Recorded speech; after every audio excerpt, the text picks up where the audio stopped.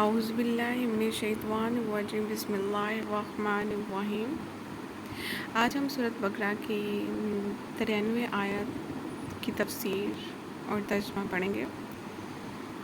وَإِذَا أَخَذْنَا مِيثَاقَكُمْ وَرَفَعْنَا فَوْقَكُمُ الطُّورَ خُذُوا مَا آتَيْنَاكُمْ بِقُوَّةٍ وَاسْمَعُوا قَالُوا سَمِعْنَا وَعَصَيْنَا وَأُشْرِبُوا فِي قُلُوبِهِمُ الْعِجْلَ بِكُفْرِهِمْ قُلْ بِمَا يَأْمُرُكُمْ بِهِ إِيمَانُكُمْ إِن كُنتُم مُّؤْمِنِينَ۔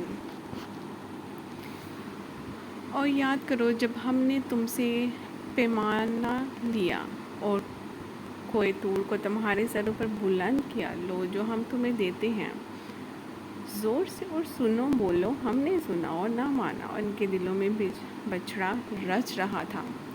ان کے کفر کے سبب تمام فرما دو کیا برا حکم دیتا ہے کہ تم کو تمہارے ایمان اگر ایمان رکھتے ہو، جب ہم نے تم لوگوں سے عہد و واثق لیا اور کوہ طور کو تم پر اٹھ کھڑا کیا اور حکم دیا کہ جو کتاب ہم نے تم کو دی ہے اس کو زور سے پکڑو اور جو تمہیں حکم ہوتا ہے اس کو سنو، اور وہ جو تمہارے بڑے تھے کہنے لگے کہ ہم نے سن تو لیا لیکن مانتے نہیں، ان کے کفر کے سبب بچڑا گویا ان کے دلوں میں رچ گیا تھا۔ اے پیغمبر ان سے کہہ دو کہ اگر تم مومن ہو تو تمہارا ایمان تم کو بری بات بتاتا ہے۔